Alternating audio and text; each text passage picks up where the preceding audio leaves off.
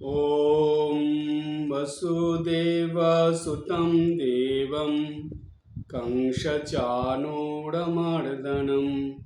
देवकी परमानन्दं कृष्णं वन्दे जगद्गुरुं मूकं करोति वाचालं पुङ्गुं लङ्घायते गिरिं यत्कृपातमहं वन्दे পরমানন্দমাধবম। ভগবান শ্রীকৃষ্ণের চরণে আভূমি লুণ্ঠিত প্রণাম জানাই। ভগবানের মুখনিসৃত অমৃত বাণী, সেই বাণী নিয়ে যে গ্রন্থ, সেই গ্রন্থের নাম শ্রীমদ্ ভাগবত গীতা। সেই গীতার প্রত্যেকটা শ্লোক আমাদের কাছে যেন জীবনের চলার পথে এক একটা আলোক স্তম্ভ। সেই রকমই একটা শ্লোক নিয়ে আলোচনা হয়েছিল গত ক্লাসে। সেই শ্লোকটা ছিল গীতার ৪র্থ অধ্যায় অর্থাৎ জ্ঞানযোগের ২৩ নম্বর শ্লোক। সেই শ্লোকের শব্দ ধরে ধরে ব্যাখ্যা হয়েছিল, কিন্তু একটা শব্দের ব্যাখ্যা এইখানে হয়নি, যেটা আজকের ক্লাসে হবে বলে বলা হয়েছিল। ২৩ নম্বর শ্লোকটা ছিল গত সংঘর্ষ মুক্তস্য জ্ঞানাবস্থিত চেতসঃ যজ্ঞায় আচরতঃ কর্ম সমগ্রং প্রবিলীয়তে। এইখানে ভগবান ২৩ নম্বর শ্লোকের দ্বিতীয় লাইনে বলেছেন যজ্ঞায় আচরতঃ কর্ম। এর অর্থটা কি? এর অর্থ হলো যে যজ্ঞায় মানে যজ্ঞের জন্য, আচরত কর্ম মানে কর্ম অনুষ্ঠানকারী। যজ্ঞের জন্য কর্ম অনুষ্ঠানকারী বা যজ্ঞের দ্বারা কর্ম অনুষ্ঠানকারী, যজ্ঞের প্রয়োজনে যে কর্ম করে। তাহলে এই কর্মরূপ যজ্ঞ একত্রিত হয়ে হলো কর্মযজ্ঞ। অর্থাৎ ভগবান এখানে কর্মযজ্ঞ করার কথা পরিষ্কারভাবে বলে দিলেন। এই কর্মযজ্ঞের ব্যাখ্যাই আজকে হবে। কেন কর্মযজ্ঞের ব্যাখ্যা? তার কারণ কর্ম এই শব্দটার সঙ্গে আমরা সবাই পরিচিত, আর দৈনন্দিন জীবনে কর্ম ছাড়া যে মানুষ থাকতে পারে না বা কর্ম ছাড়া তার জীবন চলে না, সেটাও আমরা সবাই জানি। আর গীতাতে ভগবান এটাও বলে দিয়েছেন যে মানুষ সর্বদা কর্ম করে, কায় মন এবং বাক্যের দ্বারা সর্বদা মানুষের কর্ম চলতে থাকে। সেই একই ভগবান যখন কলিযুগে এসেছেন শ্রীরামকৃষ্ণ নাম নিয়ে, তিনিও গীতার অনেক কথা বলেছেন। সেইখানে কর্ম সম্বন্ধে বলতে গিয়ে ঠাকুর শ্রীরামকৃষ্ণদেব বলেছেন যে নিঃশ্বাস প্রশ্বাস নেওয়া সেটাও হলো কর্ম, সেটাও কর্মের মধ্যে পড়ে। সুতরাং কর্ম ছাড়া মানুষ এক সেকেন্ডও থাকতে পারে না। তাহলে এই কর্মের কথা আমরা ছোটোর থেকেই শুনে আসি। কর্ম করতে হবে, কাজ করতে হবে, কর্তব্য কর্ম করতে হবে, নিত্য নৈমিত্তিক কর্ম। এগুলো আমাদের কাছে এখন শুনতে শুনতে যেন এগুলো আমাদের কাছে খুব সহজ একটা শব্দ হয়ে গেছে। কিন্তু সেই পরিপ্রেক্ষিতে যখনই আমরা শুনছি কর্মযোগ্য এই শব্দটা, তখন যেন আমাদের কাছে একটু নতুন ধরনের মনে হচ্ছে। মনে প্রশ্ন আসছে, আচ্ছা কর্ম তো বুঝলাম, কিন্তু এই যজ্ঞটা আবার কি? আমরা তো এতদিন জানতাম যজ্ঞ হলো আলাদা জিনিস। ছোটবেলার থেকে আমরা কি জেনে এসেছি?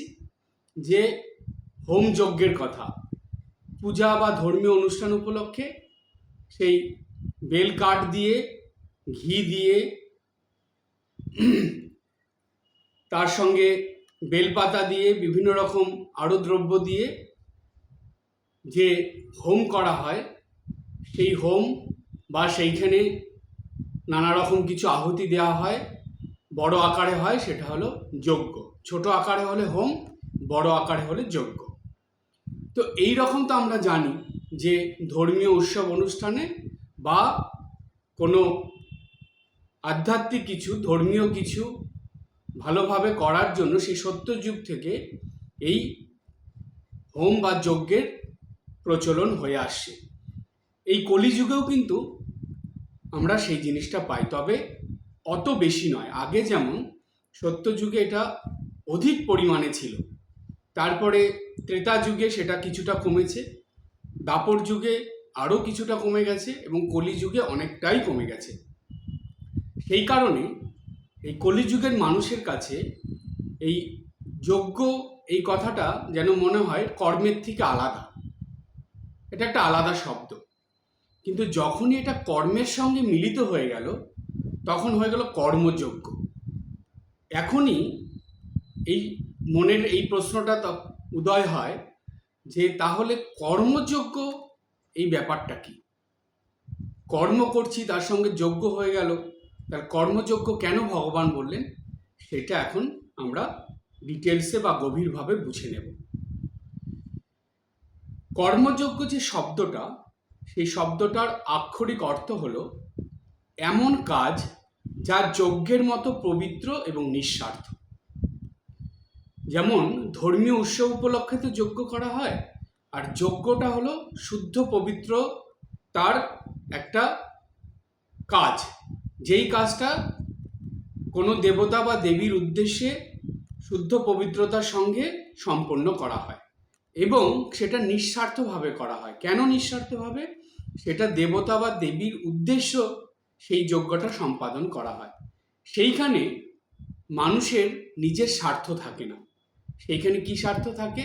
সেখানে দেবতা বা দেবীকে প্রসন্ন করার, তাদের প্রসন্নতার ফলে তাদের কাছ থেকে কৃপা বা আশীর্বাদ পাওয়ার, সেটা থাকে। সেই কারণে যজ্ঞটা যাতে খুব ভালোভাবে হয়, সেই যজ্ঞের কাজ খুব শুদ্ধ পবিত্রতার সঙ্গে নিঃস্বার্থ মনে করা হয়। এবার এই যে কর্মযজ্ঞ কথাটা, যেটা আমরা বুঝে নিলাম যে এমন কাজ যা যজ্ঞের মতো পবিত্র নিঃস্বার্থ, এই কর্মযজ্ঞ কথাটা যদি ভাঙা হয় তাহলে দুটো শব্দ বেরোয়, একটা হলো কর্ম, একটা হলো যজ্ঞ। কর্ম অর্থে কাজ, আর যজ্ঞ অর্থে সমর্পণ বা আহুতি প্রদান। পবিত্র মনে বা শুদ্ধ মনে কিছু সমর্পণ করা বা আহুতি দেওয়া, সেটা হলো যজ্ঞ। এবার আসুন এই কথাটাকে আমরা এই অর্থ ধরে মিলাই।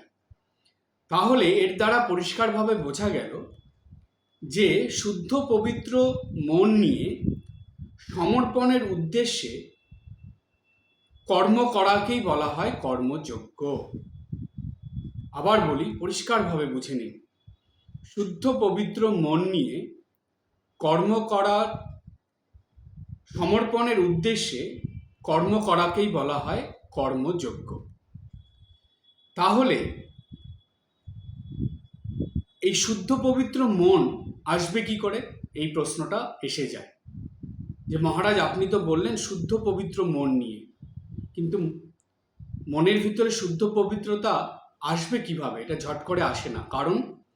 কারণ শ্রীমা সারদা দেবী এই মন সম্বন্ধে বলেছিলেন যে মনের ধর্মই হলো নিম্নমুখী। নিম্নমুখী কথার মানে কি? মন ক্রমাগত গ্রস লেভেলের কথা চিন্তা করে, মন অসৎ দিকে যায়, খারাপ কিছু চিন্তা করে, দুশ্চিন্তা করে, এই রকম নিয়েই মন থাকতে ভালোবাসে। মনের সম্বন্ধে শ্রীমা বলে দিলেন মনের ধর্মই হলো নিম্নমুখী। সুতরাং সেই মনকে ভগবানের দিকে নিতে হলে, ঊর্ধ্বমুখী করতে হলে কি করতে হবে? মা বলেছিলেন ঈশ্বরের নাম জপ করতে হবে, প্রার্থনা করতে হবে এবং পূজা পাঠ করতে হবে। অর্থাৎ পরিষ্কারভাবে এটা বোঝা গেল যে আধ্যাত্মিকতার মধ্যে বা ধর্ম আচরণের মধ্যে থাকলে তবেই মনের শুদ্ধতা পবিত্রতা আসে বা থাকে। এবার তাহলে পরিষ্কার বোঝা গেল যে মনের শুদ্ধতা পবিত্রতার জন্য নিত্যদিন ধর্ম আচরণ করতে হবে বা আধ্যাত্মিক জীবনযাপন করতে হবে। এই আধ্যাত্মিক জীবনযাপনের দ্বারা শুদ্ধ পবিত্র মন পাওয়া গেল। এবার এই শুদ্ধ পবিত্র মন নিয়ে এবার বলছে সমর্পণের উদ্দেশ্যে কর্ম করাকেই বলা হয় কর্মযজ্ঞ। সমর্পণের উদ্দেশ্যে মানে আমরা সেই কর্মটাকে, অর্থাৎ কর্ম করার যে ফল, প্রত্যেক কর্মেরই তো ফল ফলে, সেই কর্মের ফলটাকে আহুতি দেব, সমর্পণ করে দেব। কার কাছে? ঈশ্বরের কাছে, ভগবানের কাছে। কিন্তু এটা তো করা সম্ভব হয় না।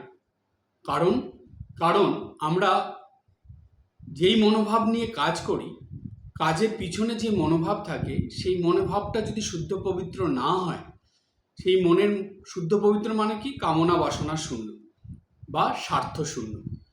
সেটা যদি না থাকে তাহলে সেই কর্মফল কখনো ভগবানকে সমর্পণ করা যায় না। সেটা আমি আমার বোধে চলে আসে, নিজের কাছে চলে আসে। তাই এখানে সমর্পণের মনোভাব বা উদ্দেশ্য যখন আসবে, তখন কি হবে?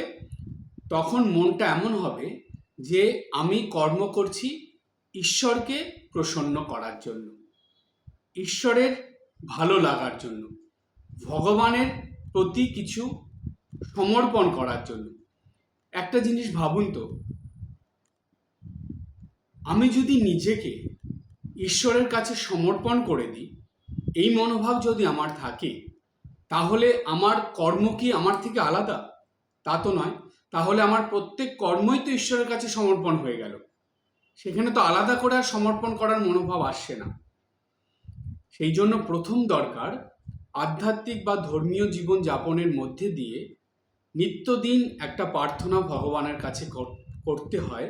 সেটা হলো যে আপনি যেই দেবতা বা দেবীকে খুব ভালোবাসেন, খুব বিশ্বাস করেন, তার প্রতি ভক্তি শ্রদ্ধা বিশ্বাস নিষ্ঠা আপনার আছে, তার চরণে নিজেকে সমর্পণ করুন। নিত্যদিন এটা ভাবতে থাকুন এবং একবার হলেও এই প্রার্থনাটা করুন। কারণ কি? ঠাকুর বলছেন ভাবলে ভাবের উদয় হয়। আপনি যদি নিত্যদিন এটা ভাবতে থাকেন, ঠিক এই ভাবটা আপনার মনে সর্বক্ষণ থাকবে।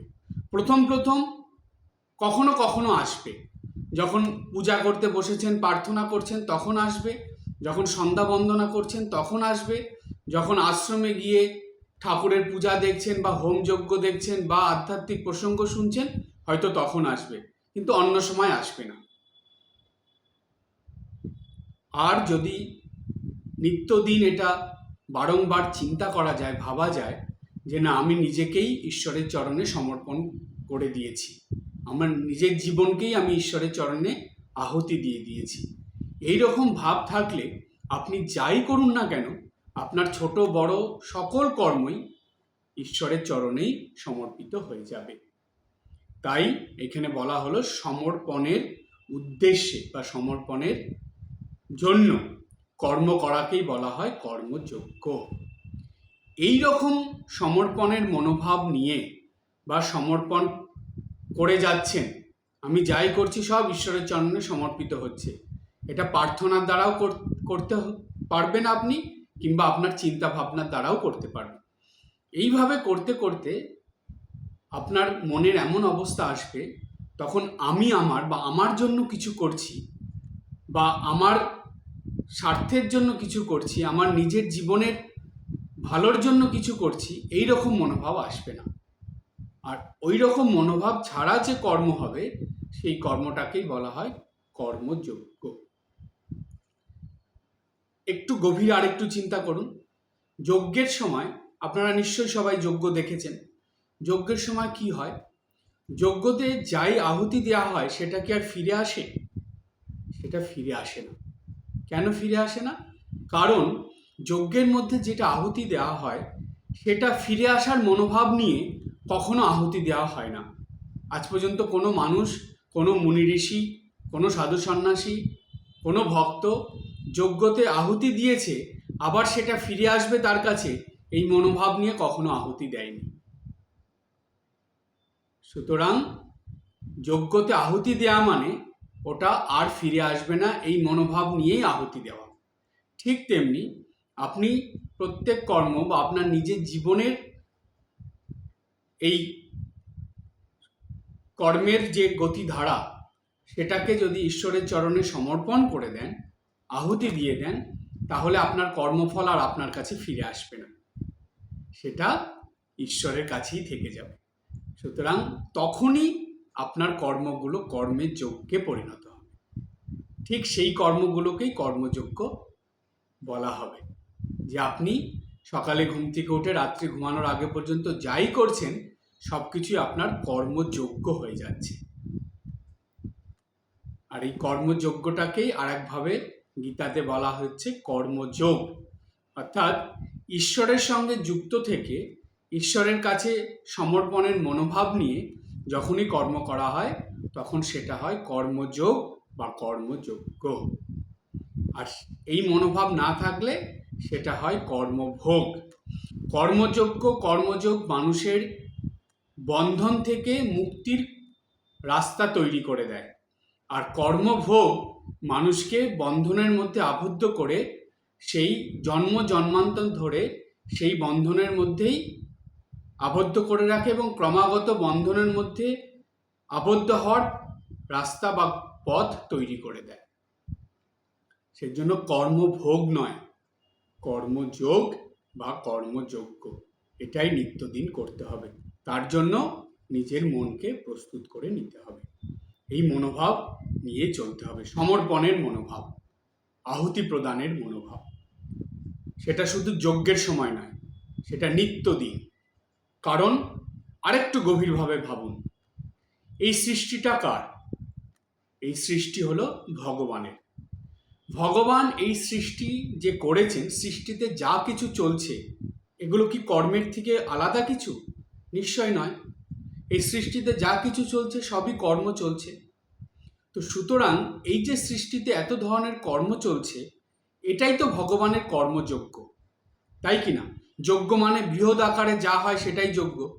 সুতরাং বৃহৎ আকারে কর্ম হচ্ছে, সেই কর্ম ভগবান করাচ্ছেন। সুতরাং এই সৃষ্টিটা কর্মযজ্ঞের দ্বারা চলছে।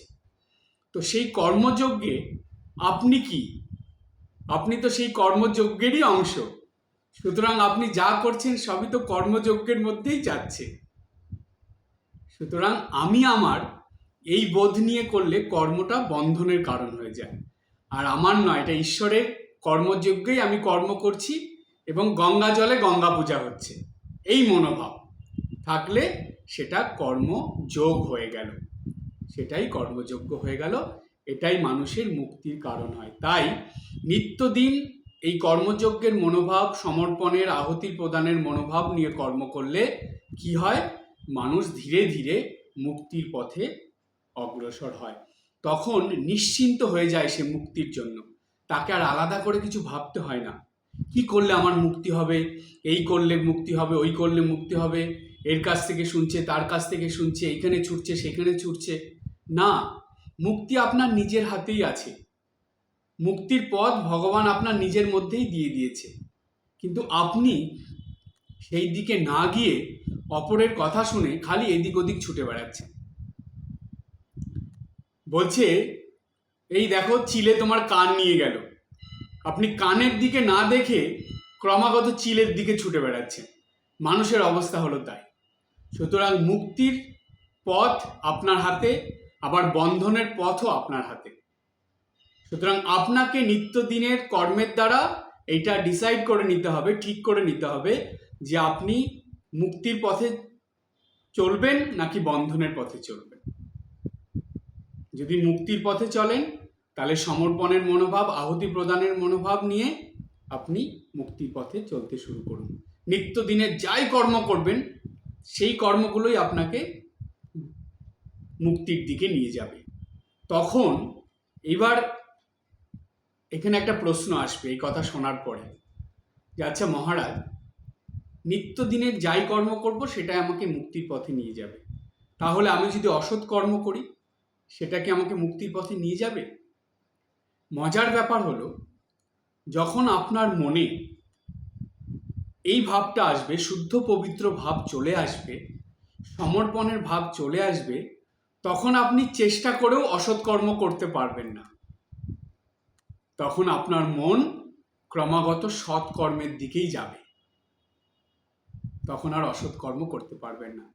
যাদের মন শুদ্ধ পবিত্র নয়, যাদের মনে এই নিঃস্বার্থ ভাব বা পরোপকারের ভাব নেই, তারাই অসৎ কর্ম করে থাকে।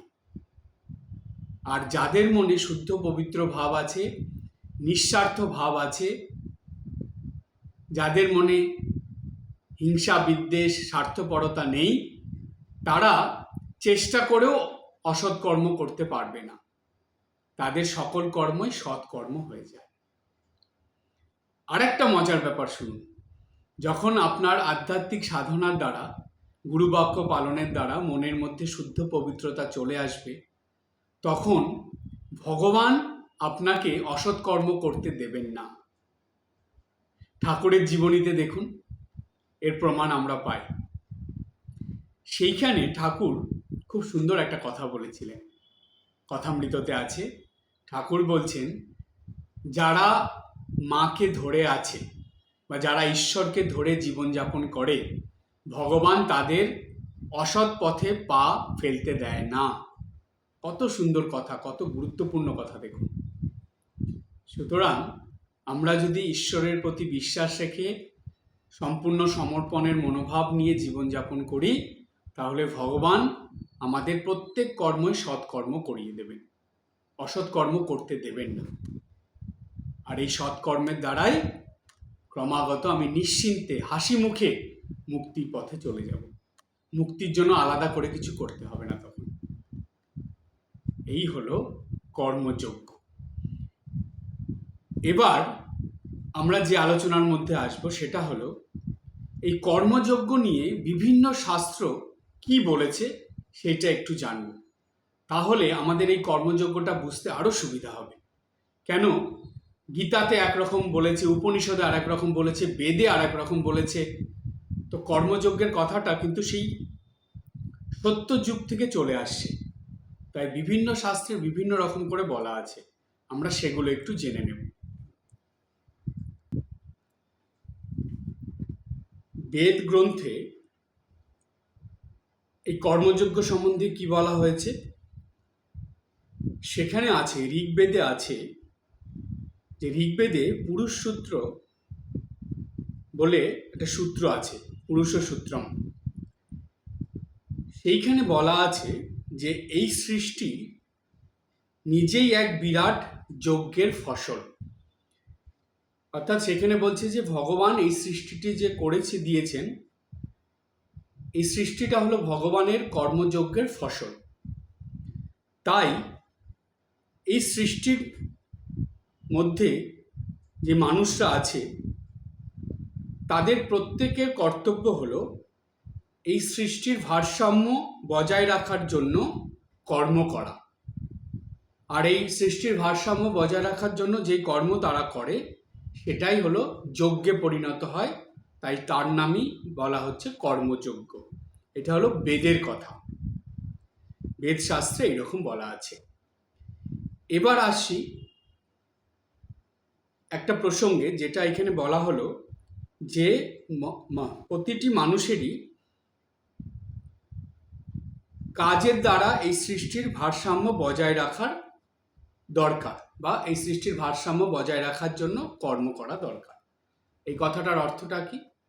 অর্থটা হলো এই সৃষ্টিতে যে কর্মযজ্ঞ চলছে সেইখানে ভগবান আমাদের মনুষ্য জন্ম দিয়ে যখন পাঠিয়েছেন, তখন আমাদের জন্মসূত্রে কিছু কর্ম থেকেই যায়।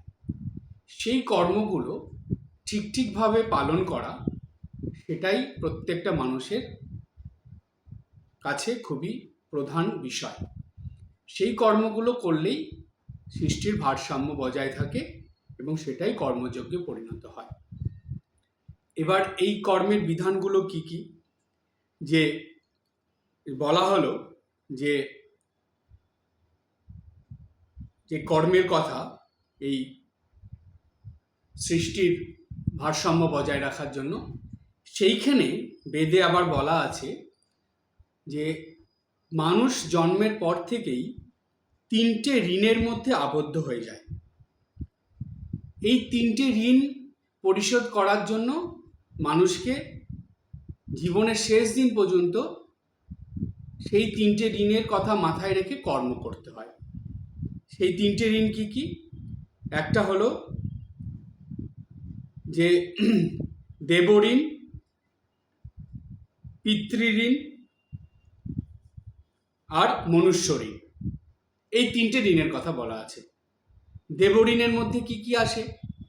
সেটা হলো দেবঋণ পরিশোধ হয় নিত্যদিন পূজা পাঠ করলে, শাস্ত্র পাঠ করলে, ঈশ্বরের সাধনা আরাধনা করলে, এর দ্বারা দেবঋণ পরিশোধ হয়ে গেল। এবার আছে পিতৃঋণ। পিতৃঋণ কি? পিতা মাতার সেবা করলে, আদর যত্ন করলে বা পিতামাতাকে দেখে শুনে রাখলে, এর সঙ্গে আরও বলা আছে যে এই পিতামাতা তুল্য যারা, অর্থাৎ যারা এই বয়োজ্যেষ্ঠ মানুষ, তাদের প্রতিও এরকম সেবা যত্নের মনোভাব রেখে সেবা যত্ন করলে এই ধীরে ধীরে পিতৃঋণ শোধ হয়ে যায়। অর্থাৎ এখানে শুধু পিতৃ মানে নিজের বাবাকে বোঝায় না, কিন্তু এটা ভালো করে বুঝবেন। পিতৃঋণ মানে পিতৃস্থানীয়, এখানে পিতা মাতা দুটোই চলে আসবে একসঙ্গে। অর্থাৎ যেহেতু মাতৃঋণ শোধ করা যায় না কখনো, তাই মাতৃঋণ শোধের কথা শাস্ত্রে বলা হয় না, তাই পিতৃঋণের কথা বলা হলো। তাই পিতৃঋণ মানে পিতৃস্থানীয়, মাতৃস্থানীয় যারা এই রকম সবাই, তাদেরকে সেবা যত্ন করা, তাদের প্রতি এই সাহায্যের উপকারের মনোভাব রেখে চলা, এগুলো হলো পিতৃঋণের মধ্যে পড়ে। সেই কর্ম করতে হবে প্রতিদিন। তাহলে দেবঋণের কর্ম, পিতৃঋণের কর্ম বুঝলাম। দ্বিতীয় হলো মনুষ্য ঋণ। সেটা কি? যে পর উপকার করা, অপরকে সাহায্য করা, উপকার করা, অপরের ভালো করা, এইসব ব্যাপারগুলো, এগুলো হলো মনুষ্য ঋণ। মানে বাড়িতে আত্মীয় স্বজন অতিথি আসলে তাদের সেবা যত্ন করা, দেখাশোনা করা, অপর মানুষেরকে দান করা, তাদের বিপদে সাহায্য করা, এইরকম যেগুলো মানে অপরের কল্যাণার্থে মঙ্গলের জন্য যা যা করা হয়, সেগুলো হলো মনুষ্য ঋণের মধ্যে পড়ে। তো বেদে এই 3টে ঋণের কথা বলা হলো। বলছে যে এরপরে আরও আছে, সেখানে বলা হলো যে এই ঋণ কিভাবে শোধ হয়, এই যে কর্মগুলো করা হবে সেটা কিভাবে করতে হবে। সেইখানে বেদ বলল যে সৎভাবে এই সকল কর্ম করতে হবে। সৎ কর্মের দ্বারা এই সকল কর্তব্য কর্ম মানুষকে নিত্যদিন পালন করতে হবে, বা এই 3টে ঋণ শোধ করতে হবে সৎকর্মের দ্বারা।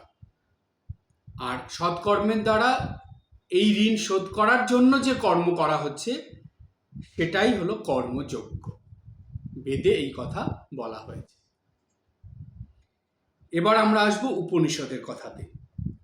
উপনিষদে কর্মযজ্ঞ বলতে কি বলা হয়েছে? ঈশ উপনিষদ বলে একটা উপনিষদ আছে, সব থেকে ছোট উপনিষদ, ঈশ উপনিষদ। এই ঈশ উপনিষদের প্রথম মন্ত্রতেই বলা হয়েছে যে তেন ত্যক্তেন ভুঞ্জিতা, এই লাইনটা আছে। এই লাইনটার অর্থ কি? অর্থ হলো ত্যাগের ভাব মনে ধারণ করে সকল কর্ম সম্পাদন করা। কত গভীর কথা দেখুন। তেন ত্যক্তেন ভুঞ্জিতা, ত্যাগের ভাব মনে ধারণ করে সবসময়, কিন্তু সর্বদা, সর্বক্ষণ ত্যাগের ভাব মনে ধারণ করে সকল কর্তব্য কর্ম সম্পাদন করা। উপনিষদে পরিষ্কার বলে দিল এইভাবে কর্ম করলেই সেই কর্মটা কর্মযজ্ঞে পরিণত হবে। খুব কঠিন, সবসময় ত্যাগের ভাব মনে রেখে কর্ম করা খুবই কঠিন। তাহলে বলবেন যে মহারাজ, তাহলে এটা কি করে সম্ভব হবে? তাহলে উপনিষদে এই কথা কেন বলল? এটা যদি আমাদের পক্ষে কঠিনই হয়। দেখুন, শুরুতে সব কিছুই কঠিন, কিন্তু ক্রমাগত চেষ্টা এবং অভ্যাসের দ্বারা সেটা সহজ হয়ে যায়। এটা তো আমরা সবাই জানি। প্রবলেমটা কোথায় জানেন? মানুষ ছোটোর থেকে এটা জানে যে প্রথমে যে কোনো কিছুই কঠিন থাকে, ক্রমাগত চেষ্টা করলে, অভ্যাস করলে এটা সহজ হয়ে যায়। কিন্তু বড় হওয়ার পরে মানুষ সেই জিনিসটা ভুলে যায়। বিশেষ করে আধ্যাত্মিক ক্ষেত্রে সেটা একদমই ভুলে যায়। ভাবে আধ্যাত্মিক কোনো কিছু খুব সহজেই লাভ করা যাবে। সেই জন্য টুকটাক করা, জাদুমন্ত্র, সেই মন্ত্র পড়া, হ্যান ত্যান, এই বিভিন্ন জায়গায় দেখবেন বেশি ভিড় দেখা যায়। কেন? মানুষ খুব সহজে কিছু পেতে চায়, আধ্যাত্মিক জিনিসগুলো খুব সহজে পেতে চায়। এটা সম্ভব নয়। সেই কারণে নিজেকে চেষ্টা করে এগুলো পেতে হবে। তাই তেন ত্যাগতেন ভুঞ্জিতা, এটা প্রথমে কঠিন হলেও এটা কিন্তু ধীরে ধীরে সহজ হয়ে যাবে। ত্যাগের মনোভাব নিয়ে কর্ম করো। এটার অর্থ হলো এটা যে যেই কর্মই তুমি করছো সেই কর্মটা তোমার নিজের জন্য না, তুমি অপরের ভালোর জন্য, অপরের মঙ্গলের জন্য, ঈশ্বরের প্রসন্নতার জন্য তুমি করছো। এই মনোভাবটা রাখলেই দেখবেন ত্যাগের মনোভাব চলে আসে। না, আমি চাই না, অপরের জন্য করলে সেটা নিজের কাছেই অটোমেটিকই চলে আসবে। আমাদের শাস্ত্রে একটা কথা আছে, যেই মানুষটা দর্শনের জন্য ভাবে, দর্শনের জন্য করে, সেই মানুষটার জন্য 10 জনে মিলে করে। এই কথাটা কিন্তু একদম মিথ্যে নয়, এটা সত্যি। হয়তো আপনি অপর 10 জনের জন্য করছেন, সেইখানে দেখা গেল যে 10 জনের মধ্যে 10 জন না হলেও 3 জন, 4 জন বা 5 জন অবশ্যই আপনার কথা ভেবে আপনার জন্য কিছু করবে, করবেই করবে। তাই তেন ত্যাগতেন ভুঞ্জিতা, ত্যাগের মনোভাব নিয়ে কর্ম করার অভ্যাস করতে হবে। তখনই এই কর্মগুলো কর্মযজ্ঞে পরিণত হবে। এইখানে উপনিষদ আরেকটা কথা বলেছেন, সেটা আরো গুরুত্বপূর্ণ। সেই প্রসঙ্গে যাব, তার আগে আমরা একটা গান শুনে নিই। উপনিষদে এই কর্মযজ্ঞের কথা, এই ঈশোপনিষদের যেই মন্ত্রটার কথা আমরা বললাম, প্রথম মন্ত্র এটা, তার মধ্যে আছে তেন ত্যাগতেন ভুঞ্জিতা, সেটা বুঝে নিলাম। এরপরে উপনিষদের আর এক জায়গায় বলা হচ্ছে, মানে উপনিষদের মধ্যে এটা পাওয়া যায় যে উপনিষদ এর বহির কর্মযজ্ঞের তুলনায় অন্তর কর্মযজ্ঞের প্রতি বেশি গুরুত্ব দিয়েছেন এবং বেশি করে সেই দিকে মন রাখার জন্য বলেছেন। কি হয়, সাধারণভাবে বেশিরভাগ মানুষই বহির কর্মযজ্ঞের প্রতি তাদের মনোভাব, আকর্ষণ বা সেই দিকেই ঝোঁকটা বেশি থাকে। কিন্তু উপনিষদ এখানে একটা নতুন কথা বললেন, সেটা উপনিষদ থেকে পাওয়া যায়। সেটা হলো যে বহির কর্মযজ্ঞের থেকে অন্তঃকর্মযজ্ঞের দিকে বেশি আমাদেরকে ধ্যান দিতে হবে, অর্থাৎ সেই দিকে বেশি নজর রাখতে হবে। স্বাভাবিকভাবে এখন প্রশ্ন আসে মনে, যে বহির কর্মযজ্ঞ বা এই কর্মযজ্ঞের আলোচনা থেকে তো আমরা বুঝলাম, কিন্তু এই অন্তঃকর্মযজ্ঞ আবার কি? সেটা উপনিষদ কি বলছে, সেটার অর্থটা কি, আর এটা করেই বা কি করে? এই সকল প্রশ্নের উত্তর আগামী ক্লাসের আলোচনার থেকে আমরা জেনে নেব। এটা খুবই একটা গুরুত্বপূর্ণ প্রসঙ্গ, অন্তঃকর্মযজ্ঞের প্রসঙ্গ, সেই প্রসঙ্গে যাব। আজকে এই পর্যন্ত। সবাই ভালো থাকবেন, হাসি খুশি আনন্দে থাকবেন। ওম শান্তি শান্তি শান্তি। হরি ওম তৎসৎ। শ্রীরামকৃষ্ণার্পণমস্তু।